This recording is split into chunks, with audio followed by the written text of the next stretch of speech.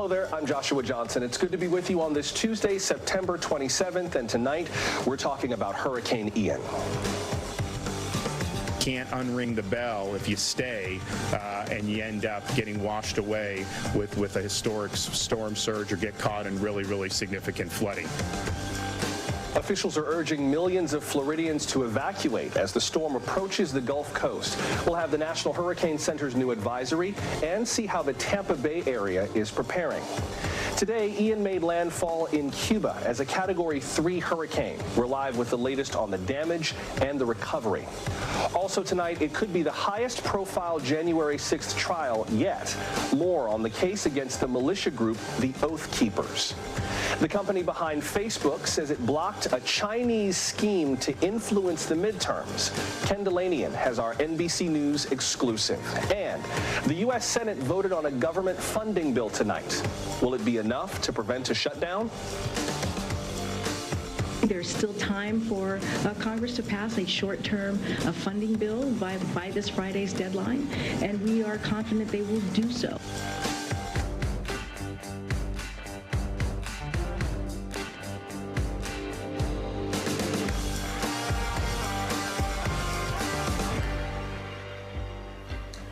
So by this time tomorrow night, we may be watching Hurricane Ian hit Florida's Gulf Coast harder than it has been hit in 100 years.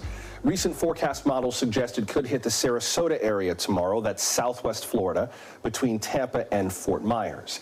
Today, Ian strengthened to a Category 3 hurricane after hitting Cuba. We're watching to see if it reaches Category 4 on its way over the Gulf of Mexico. But wherever it hits, FEMA Administrator Deanne Criswell says it will hit hard. By the time it reaches the shores of Florida, the storm is going to slow down to approximately 5 miles per hour. And this is significant because what this means is that Floridians are going to experience the impacts from this storm for a very long time. As with any hurricane, it can still be unpredictable. This means that it is more important than ever that communities inside and outside of that projected path that you see, that you stay vigilant. And so my message to those who may be watching at home, get ready and do not underestimate the potential that this storm can bring. It seems quite a few people are taking that advice, getting ready to ride this out or leave town. My closet doors off, put those in front of the windows, then barricaded that using my closet doors, and put everything up high in the house. I got majority of my stuff in my trunk, important documents, jewelry, things like that. We're going to actually be evacuating, heading more inland to Wamama to try to get away from the coast right now. We've been through this many times before. At this point, I mean, we've lived through it, so we know what to prepare for. Let's begin in St. Petersburg, Florida, where NBC's Steve Patterson is standing by. Steve, how are the preparations going where you are?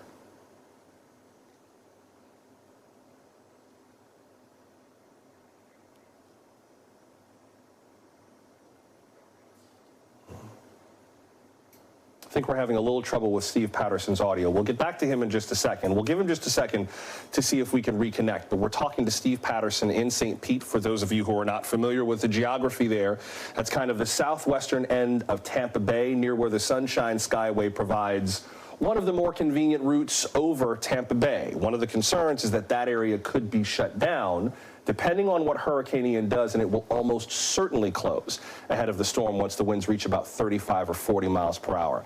Let me give it one more try to see if Steve Patterson is with us before we move on. Steve, are you there? Can you hear me? Joshua, I can hear you if you can hear me. We're bringing a boom mic in. It is obviously very windy. It may be messing with some of our equipment. Can you hear me now? I got you, Steve. Tell us what's happening where you are in St. Pete with preparations for Ian. Yeah, Joshua, as you can see, I'm grabbing onto this rail right now. Obviously, the outer bands of this storm starting to slap us here in St. Petersburg.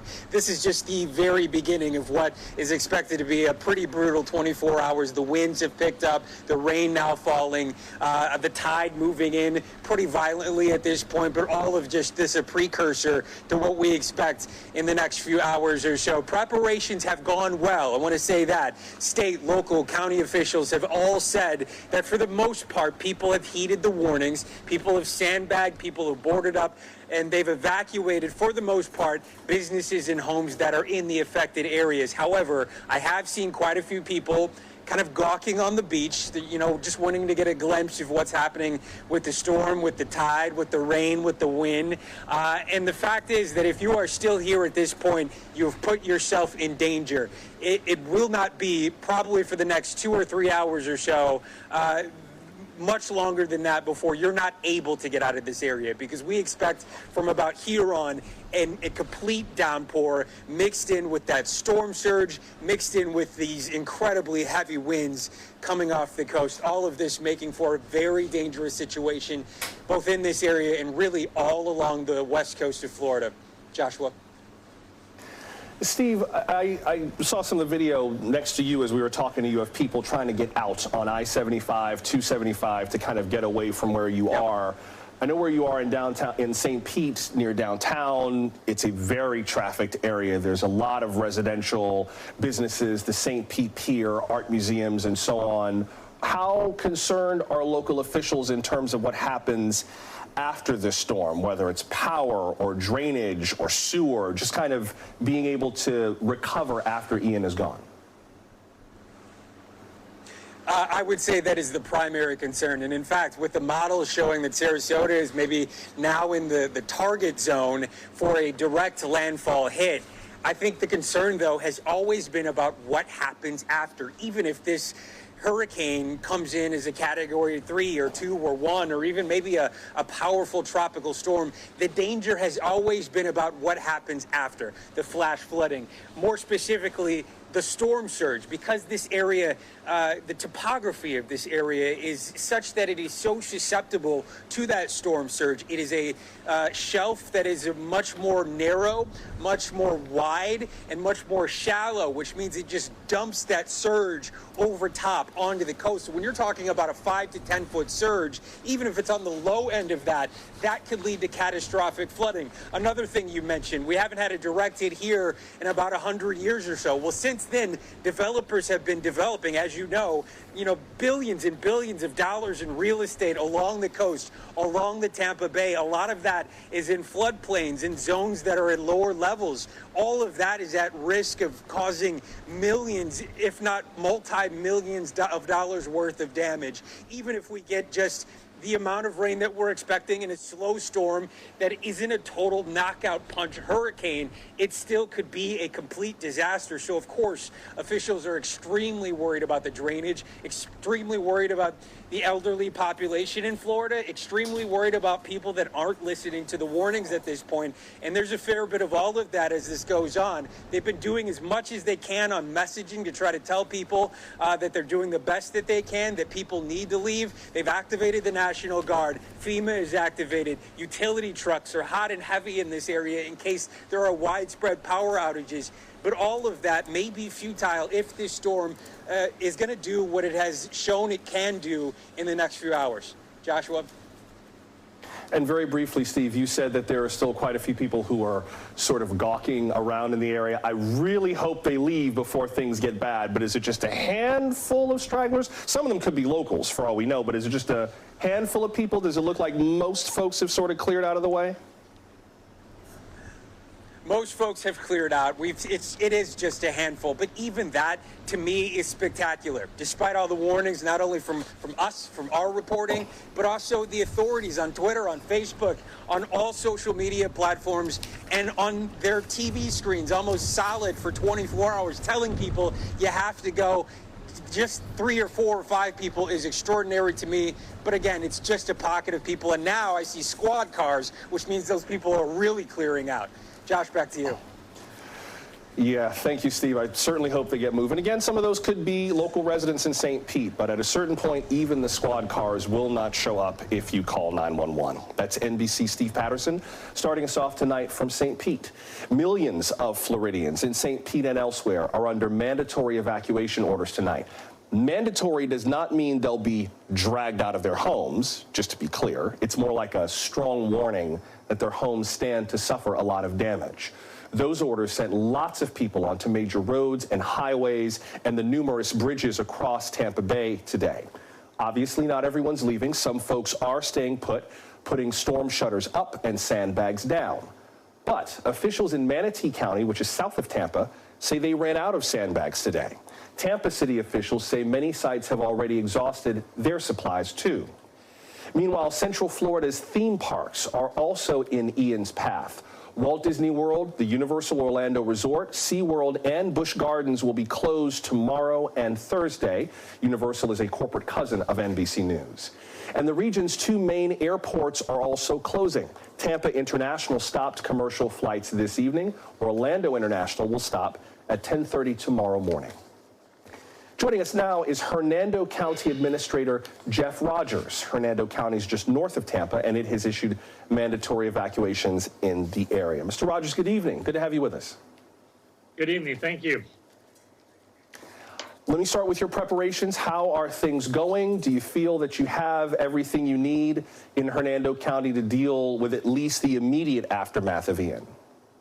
Yeah, I think we've done really well with our preparations, getting ready for the aftermath after the event occurs. We've done a lot of noticing to our residents, informing them of the hazards of the storm event that's coming.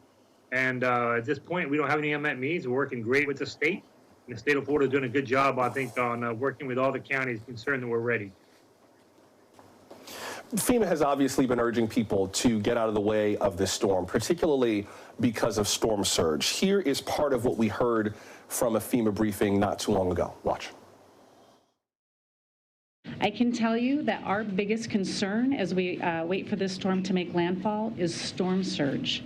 And I will note that storm surge is a leading cause of hurricane-related fatalities. If people are told to evacuate by their local officials, please listen to them. The decision you choose to make may mean the difference between life and death. How do you feel in terms of Hernando County's ability to deal with whatever storm surge may come? It's been a really, really long time since your part of Florida had to deal with that kind of water in a tropical cyclone, and there's been a lot of development over the last few years. So how do you think Hernando County will do with storm surge? I mean, I think we'll be okay. It has been a long time. There has been a lot of development in Hernando County and the Tampa Bay region. But I think the noticing is out there. There will be some historic low-level houses that probably end up with water at their houses, and some roadways that'll be overcome by the storm surge. But we've done a lot of noticing to people, and hopefully those people have found other shelters. And so we'll work through the damages that will occur. But there definitely will be some damages because of the storm surge. Some historical houses that are at low levels and businesses at a low level on the coast. And just looking on the map, I see you've got a number of wildlife management areas, including one that sits right on the Gulf of Mexico. How concerning is that in terms of incursion of water from wildlife areas, you know, the Gulf and various bays kind of washing onto land? How is the county preparing for that? So we're actually a little luckier in Hernando County for that point. All those coastal areas, they provide for a lot of energy from that storm event will get dissipated. So some of that high storm surge event won't make it all the way to the commercial areas on the highways, US 19, because of the estuaries and some of the wetlands that we have on the coastline. So we have a little bit less developed area in the coastline, which provides for some energy dissipation. So that'll be very helpful for minimizing the damage in Hernando County at this time. If you're watching from Central Florida, that disaster supply kit list on the screen, please take these last few minutes, run to Publix if you can, run to Sam's Club if you can. It's not quite too late to fill out that list, but the shelves are getting bare very quickly and time is really running out. I wonder how you see it in terms of residents of Hernando County over the last few years who may have moved to the area either in the last few years. During COVID, they decided they wanted to get out of the Northeast and move to Central Florida, who may or may not be ready for a storm like this. And this is going to be a big hurricane. How much of this has just been education of new Floridians to make them take this seriously? Yeah, that's a real great point. You know, Florida has been growing. There's a lot of people moving to Florida all the time. And so we have a lot of new residents here in Hernando County and the surrounding counties. So a lot of people haven't been through the storm events, and the aftermath, which you mentioned earlier in your broadcast, is one of the bigger issues we have. So there will be loss of power, and it'll be significant. So somewhere between 3 and 5 days is what we estimate here locally. Some people, last time it was up to 7 days. So people will be out of power and have to use a lot of those things in that emergency kit. And so that's going to be an awakening experience for a lot of people that have moved to Florida, is the aftermath and the recovery from the storm events. This storm event is going to put a lot of rain, a lot of flooding in areas where people that are away from the coast are going to get impacted also. We're expecting over 16 inches of rainfall here. And so you're going to see a lot of people that have flooding in areas that are farther away from the coast, that are just low-lying areas, and going to be impacted significantly.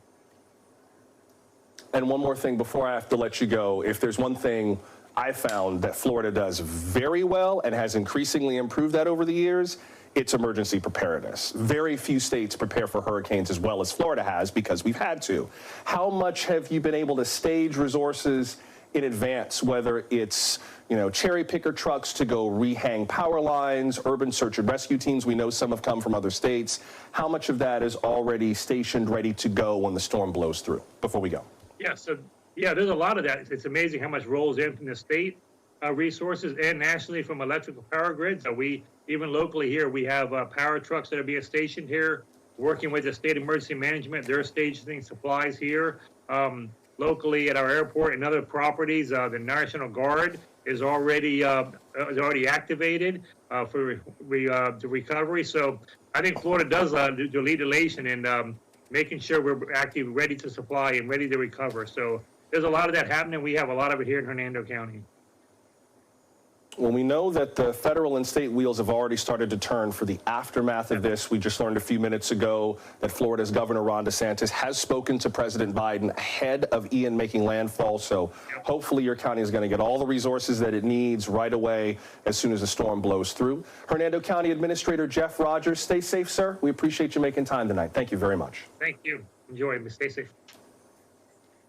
All right, now let's get the latest on Ian's path. Back with us is meteorologist Samara Theodore from our NBC station WRC in Washington, and it looks like we got the latest figures from the 8 p.m. advisory, right? Yes, that's correct. And since you and I spoke last night, the biggest change has been this shift south of Tampa, and so that's putting a lot of folks in Sarasota, Fort Myers, really in that dire danger zone. Let's go ahead and take a look at the latest. Interestingly enough, within the last hour, we're now seeing that eastern component added to the movement of the storm. So now it's moving not to the north, but the northeast at 10 miles per hour. It's still coming in at a Cat 3. Once it hits 130 miles per hour, we are then in Category 4 territory. Currently, it's sitting about 180 miles south of Punta Gorda, Florida at the moment, but it's going to continue its trajectory to the north and east. Here's a look at the latest models. Thinking about yesterday compared to today, what a consensus we are now seeing. Regardless of where this hits, whether it is Tampa or down to Fort Myers, this is a very vulnerable zone here and highly populated.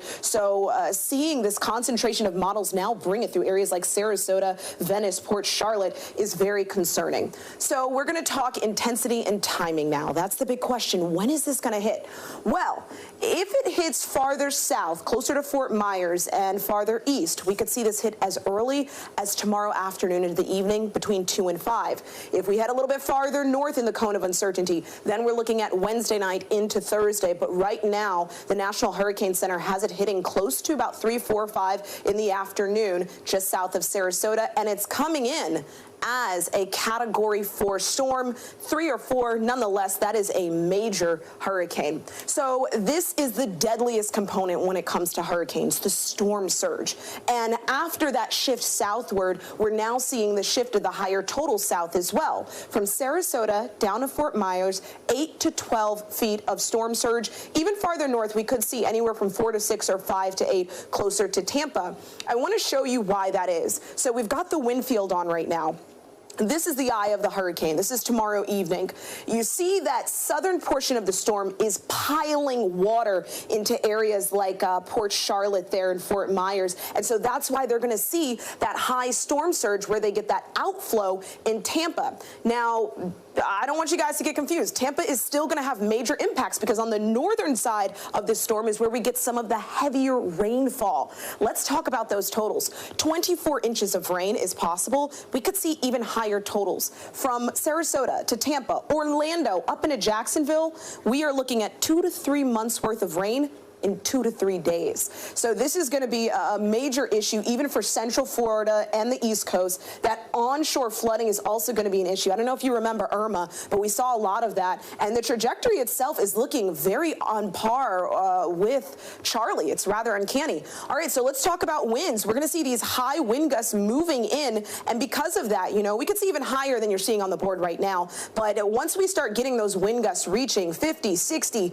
70 plus miles per hour, power outages are going to hit. So expect the power disruption. It's looking like a lot of us are going to be seeing power disruptions from Sarasota, Fort Myers, all the way through Central Florida. And the last thing I want to mention is this threat for severe weather. It's that upper right-hand quadrant of a hurricane where we tend to see the tornadoes develop. And we've already seen tornado warnings issued for parts of Broward County. Right now, we have one going off out towards Naples. So, you know, last night I was telling you how time is such a valuable resource. It's really winding down. You need to get everything done by tonight. Tomorrow morning's too late. Yeah, this is not a storm you want to sleep on. Between the storm surge, the potential for tornadoes, I see that tornado warning down in Naples. We'll look more into that in just a second. Definitely a lot to be concerned with. Absolutely. With this one. Thank you, Samara. That's meteorologist Samara Theodore from WRC in Washington. We'll keep an eye on that tornado warning in Naples. We've also got some more information about Hurricane Ian right now. We just showed you where Hurricane Ian is headed, to Florida. But still to come, we'll check in on where the storm has been. We're live in Cuba with the latest on the power grid next. Also, we'll have the latest from Atlanta on the investigation into the 2020 election. A grand jury might have just heard from a key player in the Trump White House. We're glad you're with us for Now Tonight from NBC News.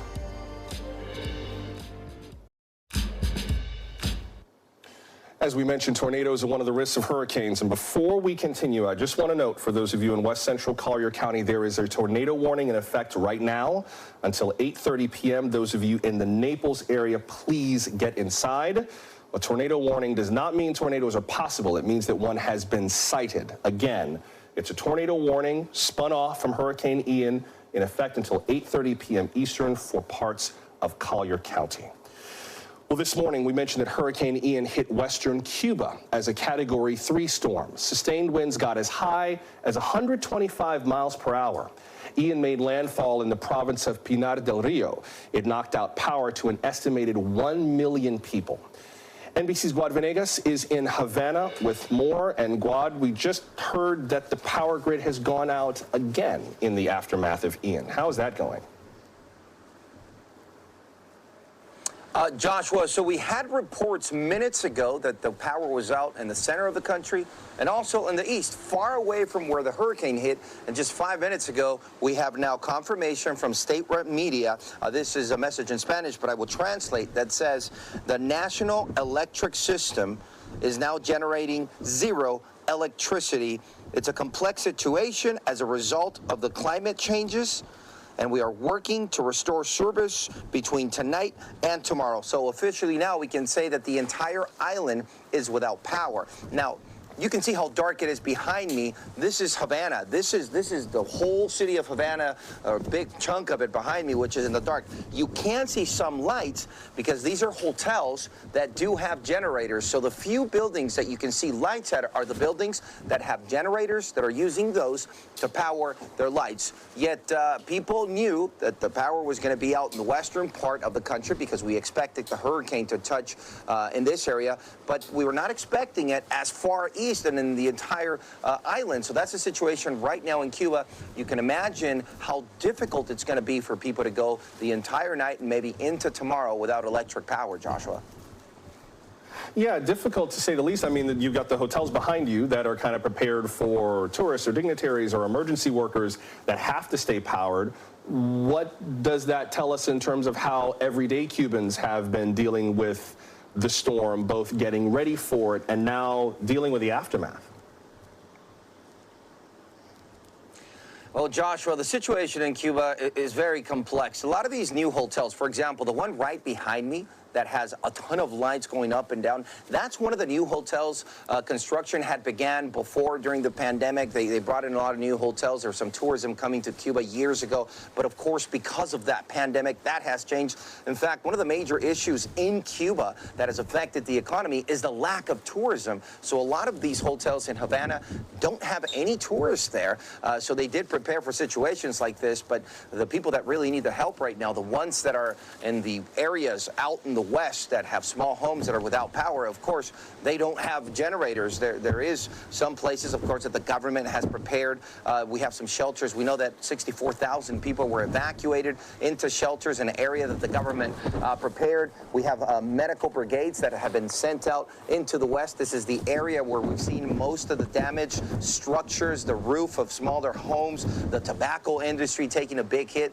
Today we saw photos and we heard reports of some of the businesses that farm tobacco, that produce the Cuban famous cigars, saying that there's structures that are used for that production. Many of them were completely destroyed by the hurricane. So a lot of the people that are at home right now will have to spend the night without power and with the water and food that they were able to secure before the hurricane. And as you can see, we still have wind here. We're still getting rain in parts of Havana. So the hurricane has left the island, but we still have the weather affecting the island. Well, it occurs to me, and maybe this is a conversation for another night, but that there is going to be a very strong through line with this storm among Cubans and Cuban Americans. You've got Cuba that is being hit now. You've got the Tampa Bay area, which has a significant Cuban and Cuban American population that is getting ready for this storm, that I'm sure is going to be part of recovery. Before I have to let you go, Guad, what is the timeline for recovery, and what are some of the recovery plans? Are they expecting it to be a long rebuilding process, or were they able to get some resources in place before Ian hit? Joshua, what we know is that Cuba deals with storms and hurricanes often, you know, because they're in the Caribbean area where a lot of hurricanes come through.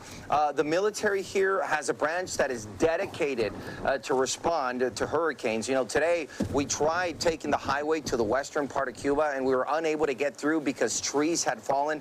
And we saw military members clearing the road, so they are prepared for disasters. But when you have a place with so many limited resources, food, water, an electric grid system with all of these issues, there's just no telling when the electric power will be back up. Now, they are announcing that they're working to get it back up tonight or tomorrow. But just today, when I was talking to some neighbors, you know, they said, well, you know, we're ready for 5 or 6 days because we know that that's what could happen, a few days without power. And I asked them, well, how much food do you have? How much water do you have? And they said, you know what?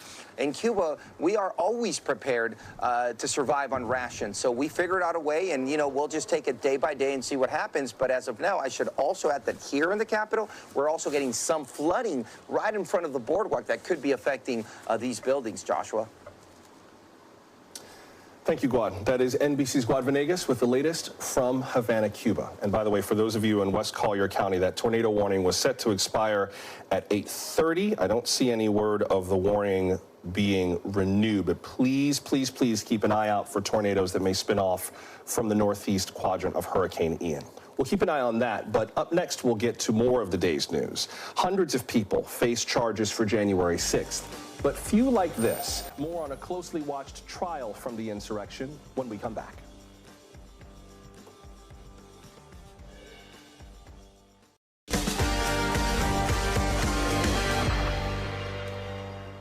Hundreds of people face charges for the January 6th attack. Today, jury selection began in the trial of some key players in the insurrection. The defendants are 5 members of the right-wing militia group, the Oath Keepers. Among them, its leader, Stuart Rhodes. They face a range of charges, including seditious conspiracy. That charge does not come up in court often, and it carries a maximum 20-year prison sentence. All 5 are pleading not guilty. Meanwhile, in another case, Kyle Young was sentenced today to more than 7 years in prison. Prosecutors say he assaulted former D.C. police officer Michael Fanone on January 6th. As for the House Select Committee investigating the attack, it had planned to hold another hearing tomorrow, but now the hearing is postponed. The reason? Hurricane Ian. No word yet on when the hearing will take place. Let's get into all these developments with NBC News contributor Jill Wine-Banks. She is a former Watergate special prosecutor. Good to see you tonight. Bear with me 1 second since we're talking about Hurricane Ian, because there is another tornado warning we should mention. Forgive me, I'm a South Floridian. These things make me tense, and this one is near where I'm from. Northern Broward County and South Central Palm Beach County. This is one spun off from the northeast corner of Hurricane Ian. It's in effect until 9 p.m. Eastern. There was a tornado sighted in the area of Parkland, not far from Coral Springs, moving northwest. So again, Northern Broward County and South Central Palm Beach County, there is a tornado warning. It has been sighted. Please get inside right away. Jill Wine-Banks, let me ask you about the hearing. Some of the committee members were talking about the upcoming hearing, what we had expected to see tomorrow. Here's part of what we heard from them before the postponement. Watch. I can say that as this may be the last hearing of this nature, that is one that is focused on sort of the factual record, I think it'll be potentially more sweeping than some of the other hearings. The public will certainly learn things it hasn't seen before. It may be the last investigative public hearing where we're going to try to round out the factual narrative. I'm hopeful, speaking just as one member, that we will have a hearing that lays out all of our legislative recommendations about how to prevent coups, insurrections, political violence, and electoral sabotage in the future. Jill, what do you expect we'll hear from this next hearing? New information or more of a roundup of everything we've heard so far? I'm actually hoping there will be some of both. I think a roundup and a reminder of everything that's happened is important because so many very clear and compelling and damning pieces of evidence have been presented. But it's been a while, and so a reminder is necessary. I also hope that Jamie Raskin is correct in that there will be some discussion of the solutions to this, of new legislation that's needed to prevent a recurrence of this. That would be really important to me. And we've heard so much about many more new things have been discovered. Of course, everybody wants to know those, if any of them are relevant. And I want it in the context of January 6th was a point in time, but it started way before January 6th with the planning and the preparation, and it continues to this day. And maybe that's the most important thing, is the continuing threat to our democracy by what is going on today. You still have something like 29% of Americans still believing that the election was fraudulent and that Joe Biden didn't win the election. Those people need to see the facts and be reminded of reality. So the continuing disinformation campaign and lies need to be revealed. What about these oath keepers who are going to be tried for seditious conspiracy? Give us a little more context on what that is and why that is such a big deal. That's not a charge that we've heard in court very often in the last few years, thankfully. No, we haven't. It's actually a civil war law, and it requires that you prove that there was a conspiracy, an agreement between people to forcefully, by force, take down the government. And in this case, the evidence seems to point to a lot of planning. They practiced what they were going to do. They set up a quick response team in Virginia with guns and were prepared to use them. And then they acted violently in the Capitol itself. So I think the elements of the offense are provable and that the government can make the case and hold these people accountable for trying to destroy our government, to really destroy the government. That's an important thing. And this carries a 20-year sentence with it, which is a pretty serious sentence. That's why it's so important. And because it will show how people planned for this and how influenced they were by Donald Trump. NBC News contributor Jill Wine-Banks, appreciate you coming on tonight. Thank you very much. Thank you. Former White House Chief of Staff Mark Meadows was expected to testify today before a grand jury in Atlanta. A Fulton County grand jury is seeking testimony from top allies of the former president. It's investigating the attempts to overturn the 2020 presidential election. This was closed-door testimony, so we don't know much yet about what happened. But NBC's Blaine Alexander staked it out and has more on what we do know. Well, here outside of the Fulton County Courthouse in downtown Atlanta, there's no public sign of Mark Meadows, but that does not mean that he was not inside testifying before this Fulton County grand jury. Remember, this is a grand jury, so by definition, this is a secretive process. We've been watching the entrances all day. No public sign of him entering or exiting, but it is important to mention that there is a side door that a number of witnesses have used up to this point that essentially allows a car to go in underground and away from the view of cameras. Now, while we don't know whether or not he actually testified, we do know what the DA wanted to hear from him.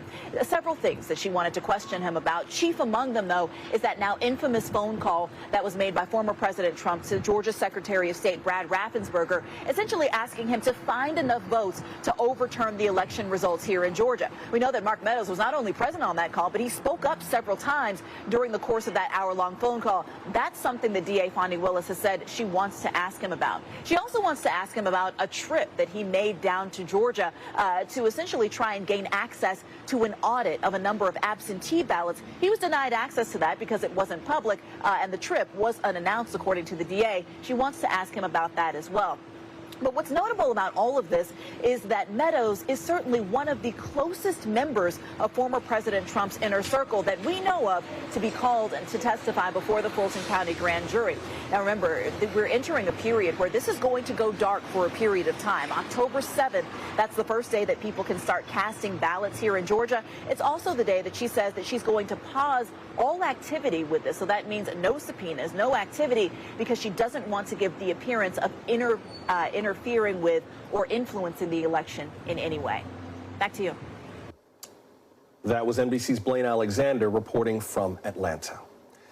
The vice president is taking her most high-profile international trip yet. She's heading close to the North Korean border, just days after it fired a new missile. We'll have more on that just ahead. Stay close. Tonight's headlines begin with a high-stakes visit for the vice president. Today, Kamala Harris made a trip to the Demilitarized Zone, the DMZ. Makes her the highest-ranking member of the Biden administration to do so. The DMZ is that area that divides North and South Korea. And this trip comes at a time when North Korea seems to be taunting South Korea. A few days ago, the North tested another ballistic missile. That raised fears of a possible nuclear test. Vice President Harris's visit appears aimed at reassuring allies in the region that the U.S. has their backs. That's how South Korea's prime minister put it. Your visit to DMZ in Seoul is a real, very symbolic demonstration of your strong commitment to the security and peace on the Korean Peninsula.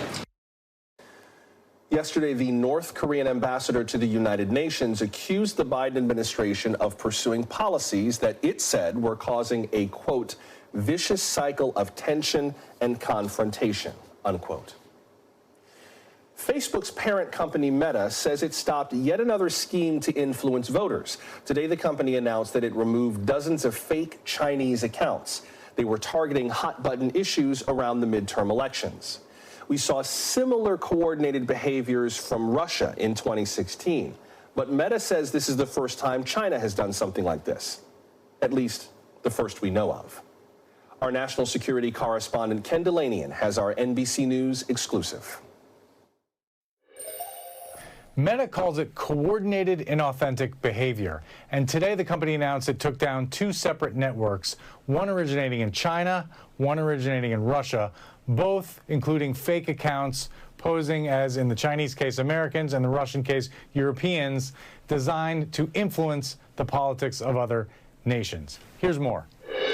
This Facebook meme attacking President Biden seemed to be posted by an American. But Meta says it was actually part of a network of fake accounts originating in China. The company says it's the first known attempt from China to influence American politics through social media deception. Meta announcing today it shut down the network ahead of the U.S. midterms. What this operation was doing was targeting U.S. domestic politics, targeting both sides of the issue. And it's the first time we've seen that from a Chinese operation in this way. Meta says it took down 83 accounts before they had a chance to accumulate many followers, but investigators are concerned. Even though it was small, even though we caught it early, it's a significant step change in what we've seen from Chinese operations. The operation takes a page from the Russian playbook from 2016. Posts across Facebook and Instagram that fan the flames on hot-button topics like abortion and guns.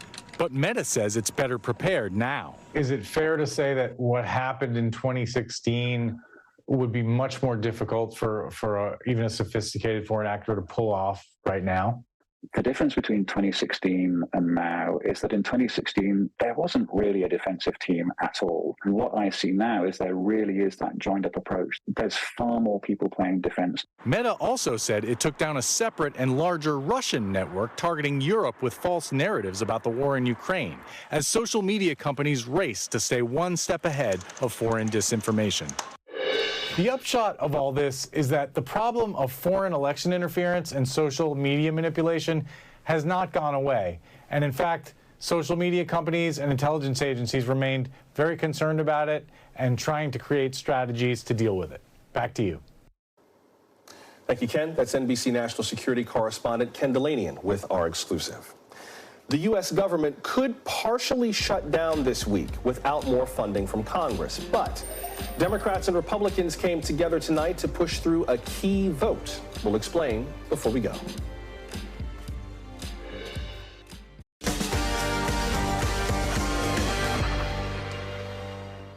Tonight on Capitol Hill, a procedural vote in the Senate could spare the federal government from shutting down. The vote also means billions of dollars of funding will move forward. That includes more than $12 billion in emergency aid for Ukraine, $2 billion for disaster relief, including for places like Jackson, Mississippi, and $1 billion for heating assistance to low-income families. The bill's negotiations centered on a proposal from Democratic Senator Joe Manchin of West Virginia. His addition would have changed the process for approving energy projects that would, among other things, benefit a natural gas pipeline project in his state. Lawmakers from both parties rejected that proposal.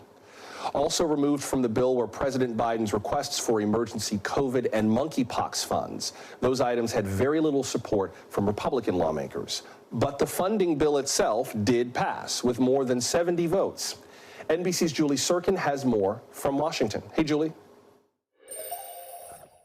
Yeah, Joshua, it's good to be with you. The Senate moments ago taking their first step in advancing the continuing resolution. That's that stopgap government funding bill that needs to pass before midnight on Friday, because that's when the government runs out of money. But one major hurdle standing in their way, you talked about it at the top, is permitting reform. That last-minute curveball by Senator Joe Manchin announcing that he had asked Majority Leader Schumer to strip that proposal, his proposal, out of the continuing resolution, seemingly realizing that he didn't have enough votes to actually get it across the finish line tonight. I spoke to Senator Manchin just a few moments ago. He said this is not the end for his bill. He was having conversations on the Senate floor with Republicans, including with Leader McConnell, who some can say single-handedly led other Republicans in tanking his biggest proposal, this deal that he made with Majority Leader Schumer, back in the summer when they were negotiating the Inflation Reduction Act. So where does this go from here? Big picture, the CR, the continuing resolution, is expected to pass. It's expected to pass well before Friday's deadline. Of course, as you know well, up here, any one senator can object to a time agreement, potentially kicking it into the weekend. But with the midterm elections just a couple weeks away, that is unexpected to happen. Joshua? Thank you, Julie. That's NBC's Julie Sirkin reporting from Capitol Hill. Today, the Biden administration announced new health care policies, including updated nutrition labels. The White House also wants to redefine the term healthy foods. Today, the president also spoke about prescription drug costs. He says the Inflation Reduction Act will bring immediate changes for people who use Medicare. We pay more for prescription drugs than any other advanced nation in the world, and there's no good reason for it.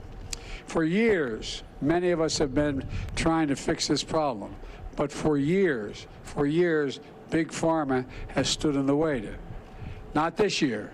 This year, the American people won, and Big Pharma lost.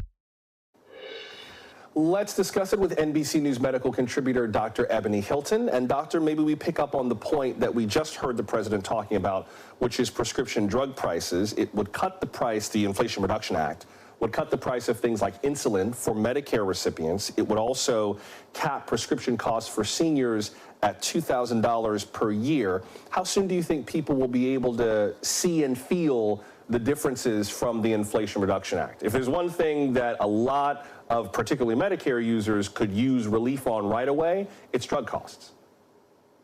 Oh, for sure. You know, I think one of the things we don't talk enough about is the financial strain the elderly population faces. Literally over 15 million elderly persons, that's 1 in every 3 of them, live at 200% below the federal poverty level. And what does that mean? That means they struggle to pay for their housing, they struggle to pay for their medication, they struggle to pay for food. And so having these types of acts that really tries to help to support that group is going to be huge, considering that they're the ones that unfortunately face more and higher medical charges. The White House also announced a national strategy on hunger, nutrition, and health. There are 5 pillars to the strategy. Take a look. They are improving food access and affordability, integrating nutrition and health, empowering consumers to make healthy choices, supporting physical activity, and enhancing nutrition and food security research. Food security is the research term for what, though food insecurity is the term for what we would typically call hunger. Hunger is a feeling. You don't measure a feeling. Food security is the thing you can actually measure. Dr. Hilton, what about this policy sticks out to you? Does this sound like a good idea? Right. You know, it sounds like a great idea, but what sticks out to me the most is the accountability on the other side of things, right? That was a lot of kind of weight placed on the shoulder of the public to say you should be, you know, eating healthier foods, you should be doing more physical activity. How do you do that when there's no sidewalks within your community, right? How do you do that and make those healthy nutritional choices when you live in a hospital desert? And so really tackling and putting responsibility on those who structure our neighborhoods and saying, how are you zoning these neighborhoods? How are you making these, these meals affordable and accessible to the people that need them the most? So that's what I would really want us to stress is how are we making this a corporation problem as well as a consumer problem and addressing those things to help people be as healthy as they can possibly be. In terms of what consumers do, those nutrition labels that we're used to seeing on all kinds of products that have the nutrition facts on them, those could change. One proposal from the administration is to put the labels on the front of packaging instead of on the back or on the side of packaging. I'm not sure how big a difference that will make. I mean, it's on the package at a certain point. Isn't it your responsibility to spin it around and read it for yourself? Like, what do you think? For sure. You know, and I think it comes down to, again, we can put as many labels on a package as we want to, but is it legible? Do people actually have health literacy that's being taught to them to understand how much sodium and how much of these salts and sugars that you should have inside of your body? And it also, again, places that responsibility on the consumer when we know that there's access issues where this may be the only food option, either due to access or due to affordability, that person can actually consume. So the question is, why is it that we in America will allow for certain products to be sold to us when we know that across Europe, many of the American, products are literally banned because of the content of which they put in the food? So that's something, again, that we need to really address is how do we hold corporations responsible for the health of America? One of the things in that, though, before I got to let you go, is just our idea of what we consider healthy. I mean, that term healthy foods has a definition with the FDA, and the White House says it wants to update that definition. Before I got to let you go, what do we need to do with that definition of that term healthy foods? What impact might that have? Right. For one, we need to actually make sure that food corporations, when they place healthy on the package, it actually means healthy, right? So following those FDA guidelines of what are the contents within this product, what are the food group, the major food groups that we talk about, right? And also keeping in mind that it's not only just the food we intake, but we also have to think about health and what we intake in the air and water quality. We can look at Jackson, Mississippi right now. We can look at Flint, Michigan, that's been since 2014. Struggling just to have clean water. Those two are foods, right? And things that we put into our body. And how do we hold those individuals responsible and not place the weight on the shoulder of the public? NBC News medical contributor, Dr. Ebony Hilton. Good to see you tonight. Thank you very much. Good to see you. Thank you. Hey, before we go, we will be with you tomorrow night for continuing coverage of Hurricane Ian. I'm continuing to see a lot of tornado warnings in southwest and southeastern Florida. Those of you who live in Florida, please stay with your NBC station for the latest information, especially on these tornado warnings. Channel 8 in Tampa, Channel 2 in Orlando, Channel 5 in West Palm Beach, Channel 6 in Miami, Fort Lauderdale, and the Keys. Please stay on top of this. There have been a number of tornado warnings in the last hour. Feel free to send us your thoughts and questions on the hurricane, how you're doing, anything you'd like to know, or anything we've covered tonight. We're at NBC Now Tonight on social media. Leave us a voicemail, 888-575-2NBC. Feel free to send us pictures or emails about how you're doing safely, please, safely, at nowtonight@nbcnews.com. Until we meet again, I'm Joshua Johnson. Stay safe, and we'll see you tomorrow. Good night. Thanks for watching our YouTube channel. Follow today's top stories and breaking news by downloading the NBC News app.